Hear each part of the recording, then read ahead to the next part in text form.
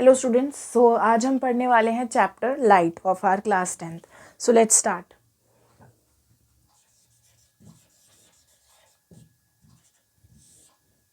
So first of all light chapter start करने से पहले हम बेसिक चीज़ समझ लेते हैं कि कोई भी ऑब्जेक्ट जो हमारे आसपास है हम कैसे देख पाते हैं।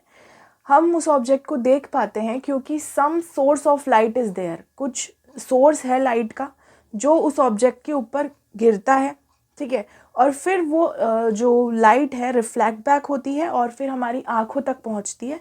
इस तरह से हम उस ऑब्जेक्ट को देख पाते हैं।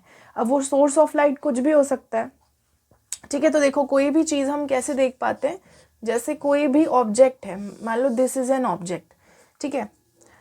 तो इस पर क्या हो रहा है, ये कुछ भी सोर्स ऑफ लाइट है, बी इट सन, बल्ब और एनीथिंग। तो यहाँ से लाइट फॉल होती है और हमारी आँख तक पहुँचती है और इस तरह से हम उस ऑब्जेक्ट को देख पाते हैं। So this is how we are able to see any object. Okay, understood everyone. तो अब हम चलते हैं basic things of this chapter. तो फर्स्ट ऑफ ऑल हम पढ़ते हैं लॉज ऑफ रिफ्लेक्शन के बारे में। This is the most basic thing, law of reflection. देखो, दो ही लॉज ऑफ रिफ्लेक्शन है हमारे पास में। पहला क्या कहता है कि एक प्लेन है, वहां पर आती है एक रे ऑफ लाइट। अब क्योंकि ये गिर रही है इस सरफेस पे आके, तो उसे हम क्या कहेंगे, इंसिडेंट रे, ठीक है। फिर हम बनाते हैं इस प्लेन के परपेंडिकुलर एक लाइन जिसे अपन नॉर्मल कह देते हैं, और फिर ये रे क्योंकि रिफ्लेक्ट बैक होकर जाएगी, क्योंकि ये कैसा है, एक रिफ्लेक्टिंग सरफेस। ये क्या है, एक रिफ्लेक्टिंग सरफेस है, ठीक है। तो ये जो हमारी रे ऑफ लाइट है, ये क्या होगी, रिफ्लेक्ट बैक होकर जाएगी। तो ये इस रे को हम कह दे रहे हैं इंसिडेंट रे, इस रे को हम कह दे रहे हैं रिफ्रैक्टेड रे, एंड ये क्या है हमारा, नॉर्मल। This is normal. तो इस तरह से ये जो फर्स्ट लॉ हमारा रिफ्लेक्शन का कहता है कि incident ray, normal and reflected ray lie on the same plane. ये तीनों ही रेज एक ही प्लेन में लाई करती हैं। कौन कौन सी, इंसिडेंट रे,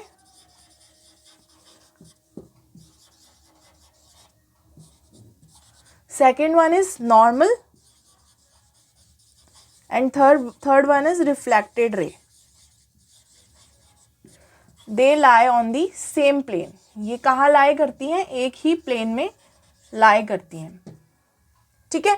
और एक चीज आप लोग हमेशा ध्यान रखना कि ये जो नॉर्मल होता है हमारा, it is always drawn perpendicular to the surface of the reflecting surface.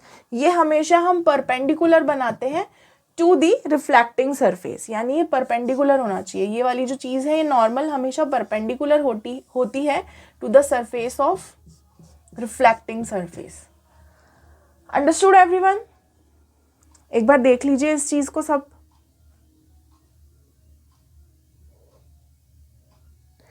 ठीक है, ये एक्चुअली सेकेंड लॉ है। हमने सेकेंड लॉ पहले पढ़ लिया। अब फर्स्ट लॉ क्या कहते हैं, मैं समझाती हूँ आपको। फर्स्ट लॉ क्या कहता है, this is actually the second law जो हमने पहले पढ़ लिया, ठीक है। अब सेकेंड लॉ देखो क्या कहता है कि अगर इंसिडेंट रे गिरती है रिफ्लेक्टेड रे पे, तो ये सबसे पहले आपको ये समझना होगा कि एंगल ऑफ इंसिडेंस कौन सा होता है और एंगल ऑफ रिफ्लेक्शन कौन सा होता है। तो देखो, नॉर्मल और इंसिडेंट रे के बीच में जो एंगल बनता है वो क्या कहलाता है, एंगल ऑफ इंसिडेंस। कभी भी रिफ्लेक्टिंग सरफेस और इसके बीच में एंगल नहीं बनाना है। ये एंगल ऑफ इंसिडेंस कौन सा होता है, जो नॉर्मल और इंसिडेंट रे के बीच में होगा, नॉर्मल और इंसिडेंट रे के बीच में होगा। ये वाला इंसिडेंट रे नहीं होगा, this is not incident ray, sorry angle. Incident angle कौन सा है, ये वाला, the angle between the normal and the incident ray. Similarly angle of reflection कौन सा होता है, it is between normal and ray of reflection, ठीक है। जो ये रे ऑफ रिफ्लेक्शन है उसके और नॉर्मल के बीच में जो एंगल बनता है वो क्या कहलाता है, एंगल ऑफ रिफ्लेक्शन। तो हमारा फर्स्ट लॉ ऑफ रिफ्लेक्शन ये कहता है कि angle of incidence is equal to angle of reflection. Understood everyone? ठीक है, तो ये दो लॉ है हमारे लॉज ऑफ रिफ्लेक्शन और ये सभी रिफ्लेक्टिंग सरफेसेस के लिए एप्लीकेबल होते हैं। ये लॉज ऑफ रिफ्लेक्शन सभी रिफ्लेक्टिंग सरफेस के लिए एप्लीकेबल है, चाहे वो स्फेरिकल सरफेसेस हो या प्लेन सरफेसेस हो। ये लॉज ऑफ रिफ्लेक्शन सभी रिफ्लेक्टिंग सरफेसेस के लिए एप्लीकेबल होते हैं। ठीक है, अंडरस्टूड एवरीवन? अब हम आगे चलते हैं। एक कॉन्सेप्ट मैं आपको बताना चाहती हूँ। आपको अपने बोर्ड पॉइंट ऑफ व्यू से एक एक्स्ट्रा एक चीज़ मैं आपको यहाँ पर नोट करवाना चाहती हूँ कि अगर कोई भी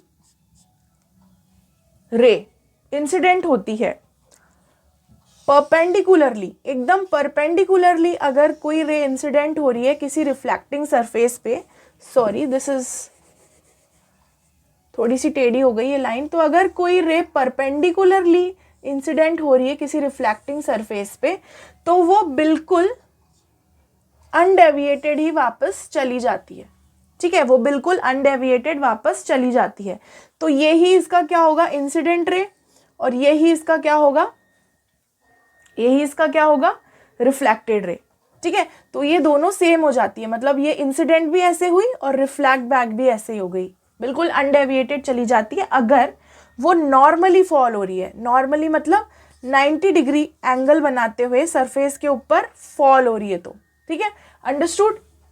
तो यहां पर आपसे पूछा जाए कि एंगल ऑफ इंसिडेंस क्या बन रहा है और एंगल ऑफ रिफ्लेक्शन क्या बन रहा है, तो आप क्या जवाब दोगे? 90 डिग्री? नहीं, क्योंकि 90 डिग्री तो ये सरफेस से बना रही है और हमारा एंगल ऑफ इंसिडेंस क्या होता है, it is the angle between normal and ray of incidence. तो यहाँ पे देखो नॉर्मल क्या है, नॉर्मल तो ये परपेंडिकुलर होता है ना रिफ्लेक्टिंग सरफेस पे, और फिर उसी के ऊपर आ रही है ये इंसिडेंट रे। तो इन दोनों के बीच में एंगल कितना हो गया, 0। भाई यही हमारा नॉर्मल है और इसी के ऊपर फॉल हो गई इंसिडेंट रे, तो हमारा एंगल ऑफ इंसिडेंस क्या हो गया यहाँ पर, 0। सिमिलरली एंगल ऑफ रिफ्लेक्शन भी क्या हो जाएगा, 0, क्योंकि ये दोनों क्या होते हैं, equal, according to our law of reflection. ठीक है, तो ये चीज़ आप समझ गए। होप ये कंसेप्ट आप लोगों को क्लियर हो गया हो, क्योंकि इससे रिलेटेड बोर्ड्स में पहले क्वेश्चंस भी आ चुके हैं। Understood everyone? ओके, एक बार मैं फिर से इस चीज़ को रिवाइज कर देती हूँ। देखो, जब भी नॉर्मली या फिर हम कह सकते हैं परपेंडिकुलरली कोई भी रे ऑफ इंसिडेंस फॉल होती है किसी रिफ्लेक्टिंग सरफेस पे, तो वो अनडेविएटेड वापस जाएगी, अब याद रहे ये एंगल 90 बना रही है विद द रिफ्लेक्टिंग सरफेस, लेकिन एंगल ऑफ इंसिडेंस क्या है, 0, क्योंकि एंगल ऑफ इंसिडेंस क्या होता है, angle between normal and ray of incidence. Similarly angle of reflection क्या होता है, angle between normal and ray of reflection. मैं ये चीज लिख देती हूं आप लोगों के लिए।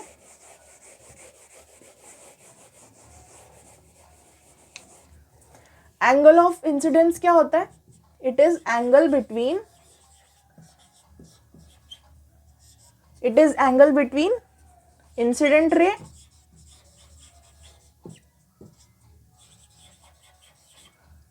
And normal. Similarly angle of reflection क्या होता है, एंगल बिटवीन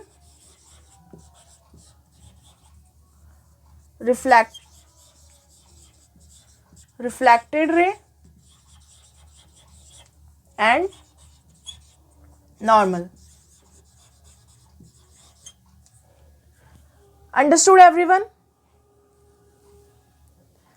तो कभी भी सरफेस से एंगल नहीं बनाना है, एंगल हमेशा किस किस के बीच में बनाना है, नॉर्मल और उस रे के बीच में। ठीक है, तो अब हम आगे बढ़ते हैं।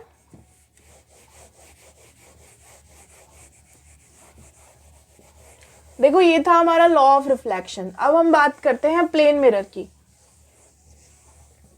प्लेन मिरर,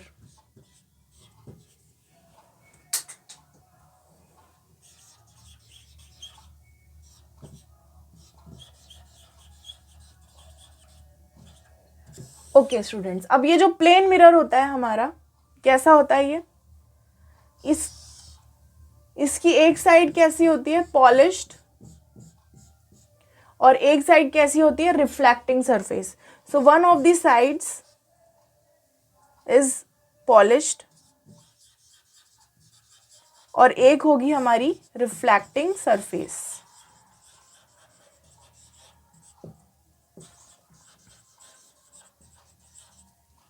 ये कुछ इस तरह है कि आपने ग्लास का पीस लिया और उसे एक तरफ से पॉलिश कर दिया, तो उसकी दूसरी साइड हो गई वो कैसी हो गई, रिफ्लेक्टिंग सरफेस, और एक साइड उसकी कैसी हो गई, पॉलिश्ड सरफेस.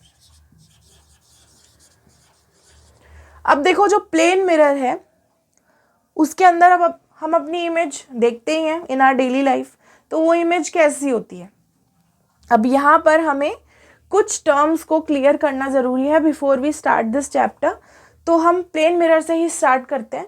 तो प्लेन मिरर में देखो हम जैसे खड़े होते हैं अपने आप को बिल्कुल वैसा ही पाते हैं, मतलब हमारा head to head, toe to toe, हम अपने आप को एकदम सीधा देख पाते हैं प्लेन मिरर के अंदर. तो जब हम अपनी इमेज को बिल्कुल सीधा देख पा रहे हैं, ठीक है, it is like head to head दिख रहा है और टो टू टो दिख रहा है, तो यहाँ पर इस टाइप की इमेज को क्या बोलते हैं हम, अपराइट इमेज या इरेक्ट इमेज. ठीक है, तो इस तरह की इमेज को क्या बोलते हैं, अपराइट इमेज या फिर इरेक्ट इमेज. तो प्लेन मिरर हमारी कैसी इमेज बनाता है, अपराइट या फिर इरेक्ट.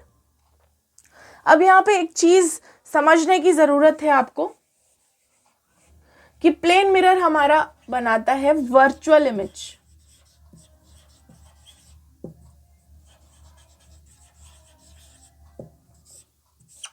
देखो बच्चों, दो तरीके की इमेजेस के बारे में अब हम इस चैप्टर में पढ़ने वाले हैं, एक तो वर्चुअल इमेज और एक रियल इमेज. तो वर्चुअल इमेजेस उस टाइप की इमेजेस होती हैं जिसे अपन स्क्रीन पर नहीं बना सकते, ठीक है. और रियल इमेज कैसी होती है, ऐसी इमेजेस जिसे अपन स्क्रीन पर बना सकते हैं, ठीक है. तो वर्चुअल इमेज हमें देखने को मिलेगी in case of plane mirror, ठीक है. हम अपने आप को प्लेन मिरर में देखते हैं, तो बिहाइंड द मिरर जो हम रिफ्लेक्शन देख रहे हैं it is not real, it is virtual and we can not touch it. तो ऐसी इमेज जिसे अपन टच भी नहीं कर सकते और वो स्क्रीन पर नहीं बनाई जा सकती, ठीक है, वो रिफ्लेक्टिंग सरफेस के उस तरफ बन रही है और वो वर्चुअल है, ठीक है. जबकि रियल इमेज कैसी होती है, it can be formed on a screen and it can be touched, ठीक है. तो अब हम देखो, अब हम यहाँ पे प्लेन मिरर के जो प्रॉपर्टीज़ हैं, प्रॉपर्टीज़ ऑफ इमेज फॉर्म्ड, वो हम पढ़ लेते हैं. देखो फर्स्ट प्रॉपर्टी हमने क्या पढ़ी, प्लेन मिरर कैसी इमेज बनाता है, virtual. Second erect. And third thing जो मैं आपको समझाने वाली हूँ, इट इज लेटरली इन्वर्टेड.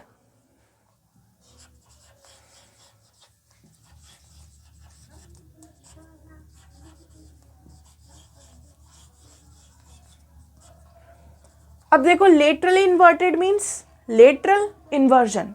तो हम मिरर में अपने आप को जब देखते हैं तो हम देखते हैं कि हमारा राइट लेफ्ट हो जाता है मिरर में और लेफ्ट राइट हो जाता है. So this is known as lateral inversion. मतलब हमारी जो साइड्स है right and left they are inverted. जब अपने आप को हम मिरर में देख रहे हैं तो हमारा जो राइट हैंड है वो अपीयर होगा हमारी इमेज का लेफ्ट हैंड, और हमारी इमेज का राइट हैंड हमें अपीयर होगा, मतलब हमारा लेफ्ट हैंड हमारी इमेज का राइट हैंड हमें अपीयर होगा. तो इस चीज को हम क्या बोलते हैं, लेटरल इन्वर्जन, ठीक है. So this is known as lateral inversion, ठीक है. तो ये कुछ प्रॉपर्टीज हैं of the image formed by plane mirror. और एक और प्रॉपर्टी होती है, मतलब जितना दूर हमारा ऑब्जेक्ट खड़ा है, मतलब जितनी दूर प्लेन मिरर से हम खड़े हैं उतनी ही दूर हमारी इमेज भी मतलब उतनी ही दूरी पर हमारी इमेज भी हमें लगेगी. जितनी दूर हम प्लेन मिरर से खड़े हैं उतनी ही दूर हमारी इमेज भी होगी. तो ये क्या है, ऑब्जेक्ट डिस्टेंस हमारा इक्वल होता है to image distance.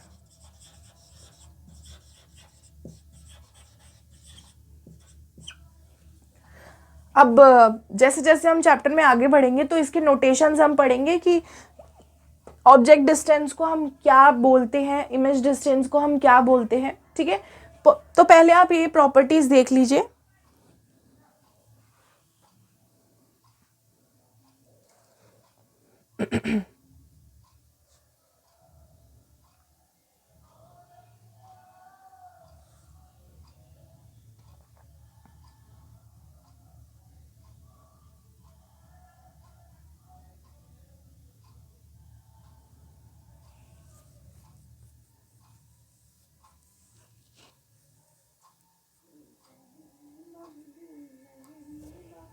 Okay okay students, सो अब हम आगे बढ़ते हैं अपने लेक्चर में।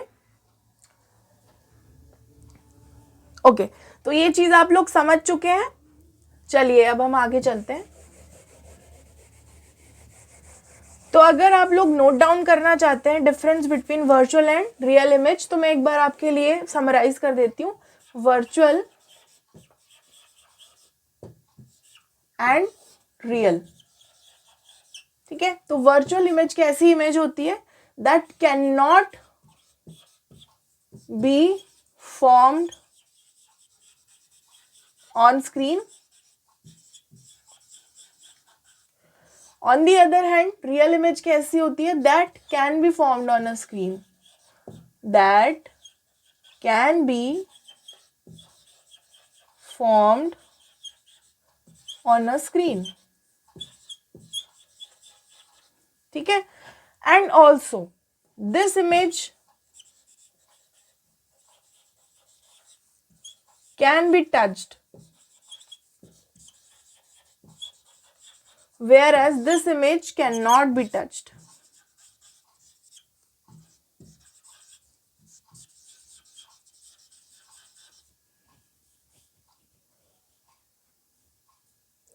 Okay understood. समझ गए आप लोग वर्चुअल और रियल इमेज के बीच में डिफरेंस? क्योंकि यहाँ अब हमारे चैप्टर में फर्दर हम देखेंगे इन दो टर्म्स का बार बार यूज किया जाएगा, ठीक है। तो एक बार अगर आप लोग चाहें तो स्क्रीनशॉट ले सकते हैं, नोट डाउन कर सकते हैं एज यू विश।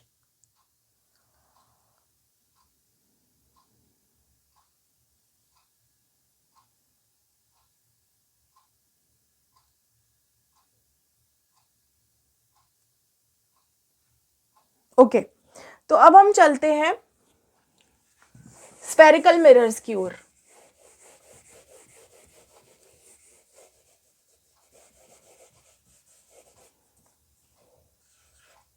ठीक है, अब स्फेरिकल जो हम देखते हैं स्फेरिकल मिरर्स स्टूडेंट्स,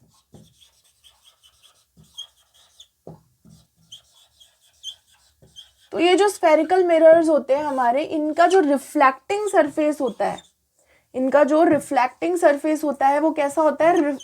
इनका रिफ्लेक्टिंग सरफेस कैसा होता है? Spherical in shape, it is somewhat spherical. और ये जो स्फेरिकल मिरर्स होते हैं ये ऐसे प्रतीत होते हैं मानो किसी स्फेयर से कट किए गए हों, ठीक है। जैसे स्फेयर होता है ना, जैसे हमारी बॉल हो गई, ठीक है। So that is an example of spherical shape. तो स्फेरिकल मिरर कैसे लगते हैं हमें? जैसे किसी स्फेरिकल शेप का वो एक पार्ट रहे हो, ठीक है। अब जैसे कि हमारे स्पून को हम देखते हैं, स्पून, तो स्पून में अपन जो है अपनी इमेज देख पाते हैं। जो आगे वाला पार्ट होता है स्पून का, ऐसे वाला, विच इज कर्व्ड इनवर्ड्स, जो कर्व्ड इनवर्ड्स वाला पार्ट होता है स्पून का, अगर उसमें हम अपने आप को देखते हैं तो हम अपने आप को, आप करके देखना है एक्टिविटी, उसमें हम अपनी इमेज को कैसे देखते हैं? उल्टा, ठीक है। अपनी इमेज उल्टी दिखती है। लेकिन अगर पीछे वाले पार्ट पे अपन देखते हैं विच इज कर्व्ड आउटवर्ड्स, तो उसमें हमारी इमेज सीधी दिखती है, ठीक है।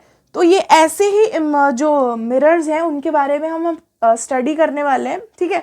तो ये जो कर्व्ड इनवर्ड्स वाली सरफेस होती है विच इज कर्व्ड इनवर्ड्स, इस टाइप के मिरर को हम क्या कहते हैं? Concave mirror. कॉनकेव मिरर और ऐसा mirror which is curved outwards, which is curved outwards is known as convex mirror.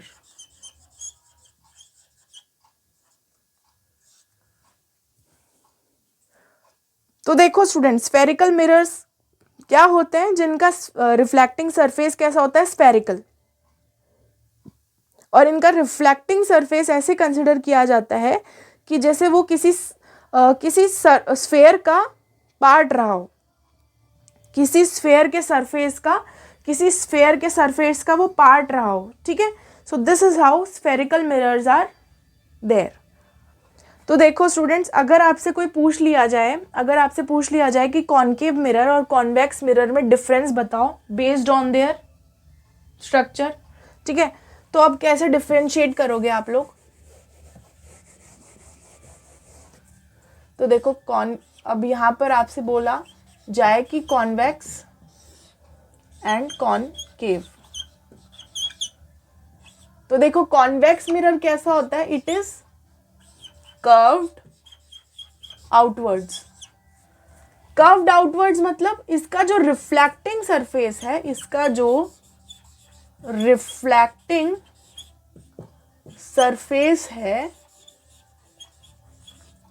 Is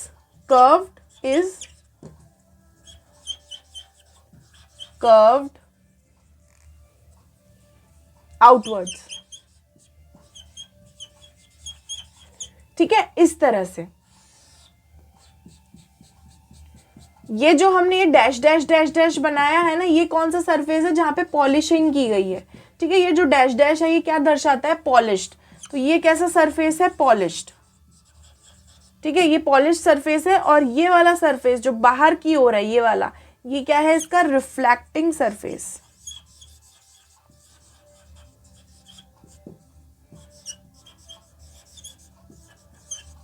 ठीक है। ये थोड़ा सा, तो इस तरह से ये रिफ्लेक्टिंग सरफेस होती है इसकी, विच इज कर्व्ड आउटवर्ड्स, बाहर की तरफ कर्व्ड है ये, ठीक है। जबकि कॉनकेव के केस में ये उल्टा हो जाता है, ठीक है, कॉनकेव के केस में ये उल्टा हो जाता है। इसके अंदर जो पॉलिशिंग है ये बाहर की सरफेस पर है, और इसका जो रिफ्लेक्टिंग सरफेस है वो कर्व्ड इनवर्ड्स है। तो इसका जो रिफ्लेक्टिंग सरफेस है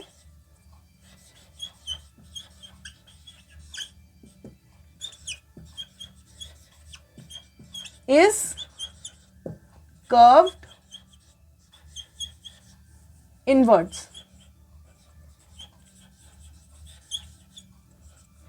ठीक है, अंडरस्टूड। सो ये जो सरफेस होता है ना, ये वाला, this is reflecting for concave mirror, और जो ऑपोजिट वाला है जहां पे हमने ये डैश डैश डैश डैश बनाया है, ये कैसा है, पॉलिश्ड सरफेस।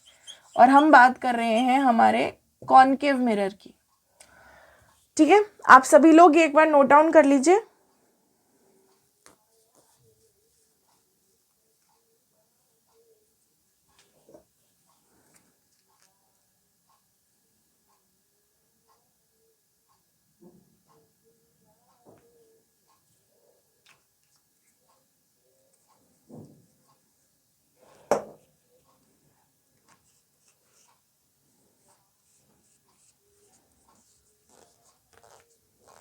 ओके स्टूडेंट्स, चलिए अब आगे बढ़ते हैं हम लोग। अब हम दोनों मिरर्स के बारे में, पहले हम मिरर के जनरल जो स्फेरिकल मिरर जो हम पढ़ने जा रहे हैं, उसका हम जो जनरल कुछ टर्म्स होते हैं उसके बारे में वो हम एक बार स्टडी कर लेते हैं क्विकली। आई होप कि यहाँ तक जो भी पॉइंट्स हमने कवर किया आप लोग समझ गए होंगे, और अगर आप नहीं समझ पाए हैं तो आप कमेंट सेक्शन में कमेंट करके बता सकते हैं। मैं नेक्स्ट वीडियो में बहुत और भी ज़्यादा उसे एक्सप्लेन करने की कोशिश करूँगी। तो अभी देखिए हम बात कर रहे हैं स्फेरिकल मिरर्स की, तो अब इसके बारे में हम कुछ जनरल टर्म्स को डिस्कस कर लेते हैं, ठीक है। तो शुरुआत हम कर लेते हैं फॉर कॉनकेव मिरर।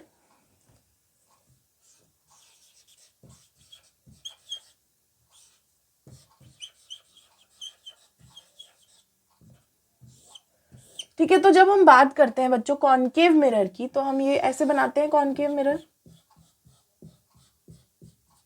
ठीक है।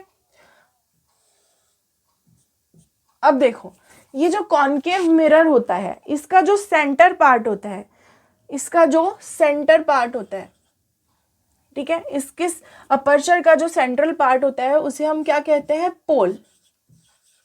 क्या कहते हैं, पोल। फिर इस पोल से पास होने वाली एक इमेजिनरी लाइन को हम क्या कहते हैं, प्रिंसिपल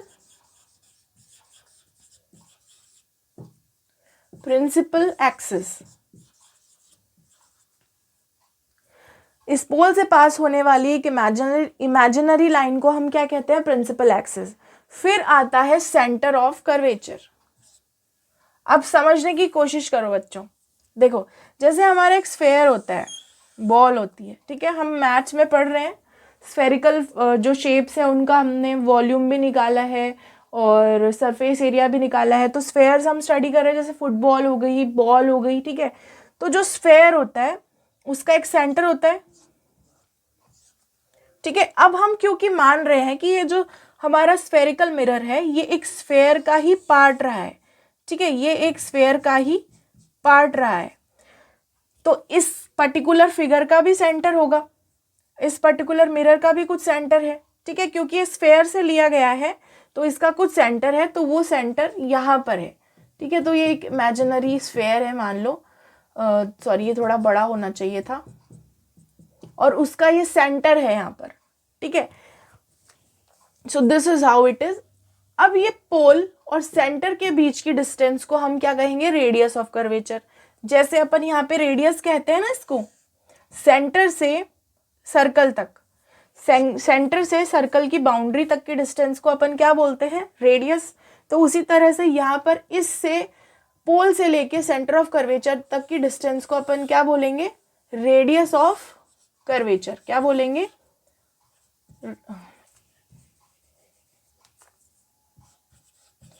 रेडियस ऑफ कर्वेचर, ठीक है। समझ में आया आप लोगों को? अब देखो, अब हम और टर्म्स को समझने की कोशिश करते हैं। आप लोग समझ पा रहे हैं? सभी डेफिनेशन समझ रहे हैं? देखो बोर्ड में कोई भी पर्टिकुलर टर्म से आपसे क्वेश्चन पूछा जा सकता है, define pole for a mirror, क्योंकि हम लेंस में तो दूसरी टर्म पढ़ेंगे, लेंस में नहीं मिलेगा हमें पोल देखने को। तो डिफाइन पोल, तो आप पोल को कैसे डिफाइन करोगे, the centre of the reflecting surface is known as pole, ठीक है। तो आप पोल को कैसे डिफाइन करोगे बच्चों, पोल को कैसे डिफाइन करोगे, it is centre of the reflecting surface of mirror, of the spherical mirror, ठीक है। फिर प्रिंसिपल एक्सिस होती है। प्रिंसिपल एक्सिस क्या है, it is an imaginary line which is passing through centre of curvature and the pole, ठीक है। फिर आता है radius of curvature. Radius of curvature को कैसे डिफाइन करोगे, रेडियस ऑफ कर्वेचर को हम डिनोट करते हैं बाय आर। ये क्या है, distance between centre of curvature and pole, ठीक है। देखो स्टूडेंट्स, यहां तक की टर्म्स आप समझ गए। मैं अब ये इरेज कर देती हूं, ठीक है। वैसे मैं दोबारा से बनाने वाली हूं ये वाला फिगर,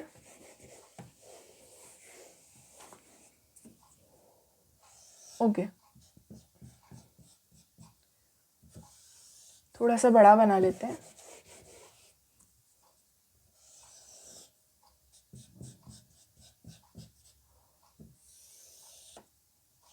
देखो ये क्या था, centre of the reflecting surface which is pole. फिर हमने बनाया था सेंटर ऑफ कर्वेचर, ठीक है। अब हम देखो एक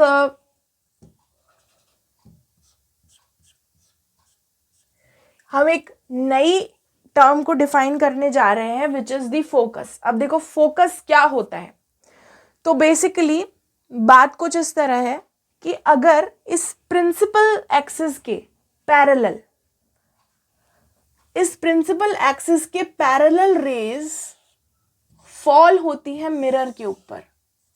ये प्रिंसिपल एक्सिस है हमारी, ये वाली, और इस प्रिंसिपल एक्सिस के पैरेलल रेज अगर फॉल होती हैं हमारे मिरर के ऊपर, और ये हम बात किसकी कर रहे हैं, कॉनकेव मिरर की। किसकी बात कर रहे हैं, concave mirror.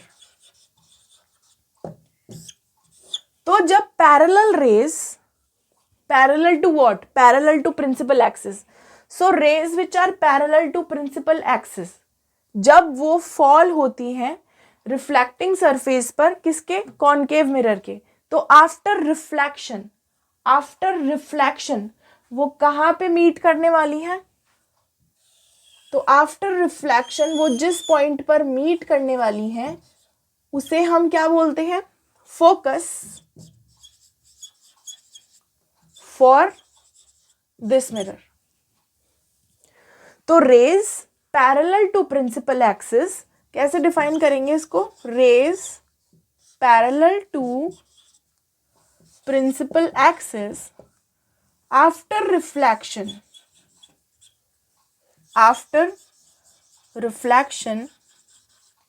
meet at a point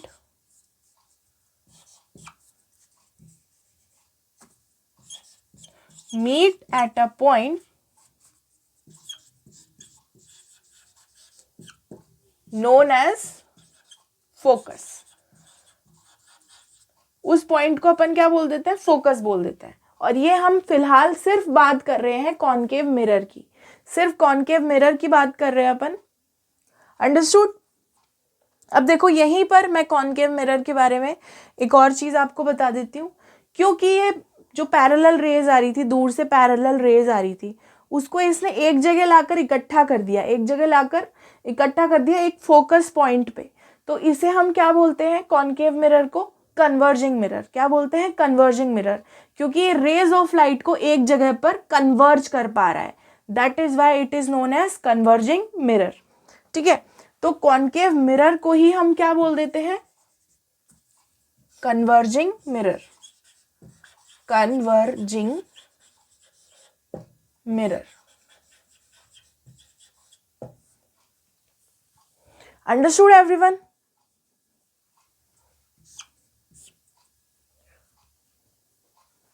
so this is how हम फोकस को डिफाइन कर देते हैं for a concave mirror, and इसे हम कन्वर्जिंग मिरर भी कह देते हैं, क्योंकि ये पैरेलल रेज को या कोई भी रेज को एक जगह पे कन्वर्ज कर देता है। This is how it is known as converging mirror. तो हम आगे बढ़ते हैं। अब हम डिफाइन करते हैं कॉन्वेक्स मिरर के लिए फोकस।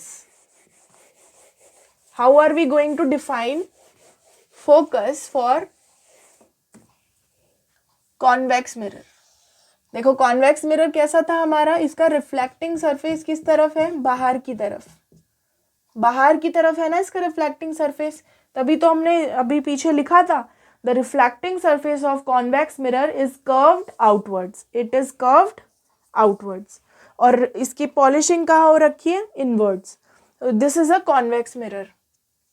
प्रिंसिपल एक्सिस ड्रॉ कर देते हैं, ये इसका भी पोल है, ठीक है। अब यहाँ पर देखो, यहाँ पर ये भी किसी स्फेयर का पार्ट रहा होगा, लेकिन ये स्फेयर तो इस तरह रहा होगा ना, ऐसा तो है नहीं कि ये हमने किसी स्फेयर का पीस लिया और इसका सेंटर यहाँ होने वाला है। इसका सेंटर कहाँ होने वाला है, इधर की तरफ, जिसकी तरफ इसने कर्व कर रखा है, ठीक है। तो इस तरह से इस मिरर का जो सेंटर ऑफ कर्वेचर है वो इस तरफ होने वाला है, उस तरफ मत बना देना। और हमें क्या करना है, हमेशा ऑब्जेक्ट को लेफ्ट हैंड साइड में रखना है, क्योंकि अब हम रे डायग्राम्स वगैरह बनाएंगे तो हम हमेशा जो हमारा ऑब्जेक्ट होगा उसे कहाँ पर रखेंगे, लेफ्ट हैंड साइड में, हमेशा लेफ्ट हैंड साइड में रखेंगे। और रिफ्लेक्टिंग सरफेस जो है वो इस तरफ ड्रॉ करेंगे towards the left hand side. हम इस तरह से ड्रॉ नहीं करेंगे इसे, ठीक है, कि हम इस तरफ जो है ऑब्जेक्ट रख रहे हैं, इस तरह हम इसको ड्रॉ नहीं करेंगे, हम इसको इस तरह से ड्रॉ करेंगे, ताकि हम जो भी ऑब्जेक्ट रखेंगे वो लेफ्ट हैंड साइड में होना चाहिए। तो ये कुछ ये कुछ गाइडलाइंस है while we are making a ray diagram. Understood everyone? ठीक है, तो अब हम डिफाइन करते हैं focus for a convex mirror. अब देखो, क्योंकि इसका सेंटर ऑफ कर्वेचर इधर है तो इसका फोकस भी इधर होगा. अब इसका फोकस डिफाइन करने से करते हैं हम. ठीक है, अब देखो यहां पर भी क्या आ रही है, पैरेलल रेज आएंगी. अब ये पैरेलल रेज इस तरह से चली जाती हैं, लेकिन फिर ऐसा प्रतीत होता है कि जैसे वो किसी एक पॉइंट से निकल रही हैं. हम बात कर रहे हैं कॉन्वेक्स मिरर की. हम बात कर रहे हैं बच्चों कॉन्वेक्स मिरर की, जहां पर क्या हो रहा है, बहुत सारी रेज जो पैरेलल आ रही है प्रिंसिपल एक्सिस के, वो कॉनकेव मिरर पे गिर रही हैं. ठीक है, फिर धीरे धीरे क्या हो जा रहा है, वो ऐसा लग रहा है हमें कि वो रिफ्लेक्ट हो रही हैं, लेकिन वो एक पॉइंट से निकल रही हैं, जिसे अपन क्या कहते हैं, principal focus for convex mirror.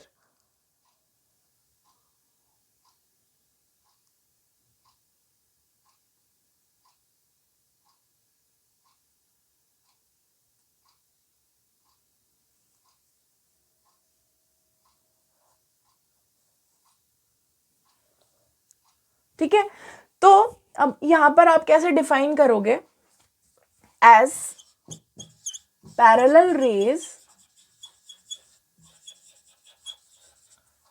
fall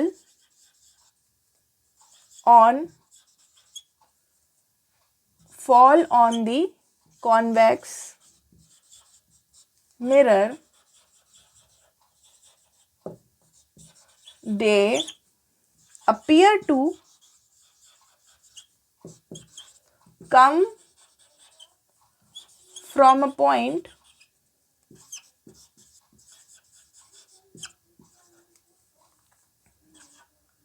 after reflection,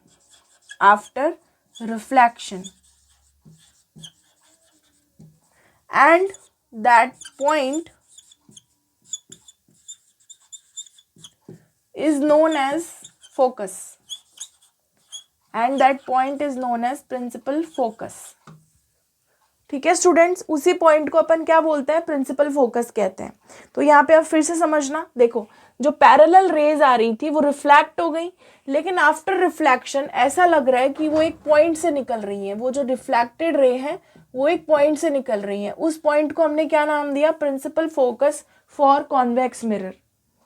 so parallel rays parallel to principal axis after reflection appear to come from a point which is known as principal focus for convex mirror. ठीक है, तो अब यहाँ पर देखो, आपने एक चीज नोटिस की होगी, जब हम कॉनकेव मिरर को पढ़ रहे थे तो पैरेलल रेज आती हुई एक जगह पे कॉन्सेंट्रेट हो जा रही थी, लेकिन यहाँ पर पैरेलल रेज बिखर जा रही हैं, डिफरेंट डायरेक्शंस में यूं चली जा रही हैं. तो that is why convex mirror is also known as diverging mirror. ठीक है, तो कॉन्वेक्स मिरर को हम क्या बोलते हैं, डाइवर्जिंग मिरर.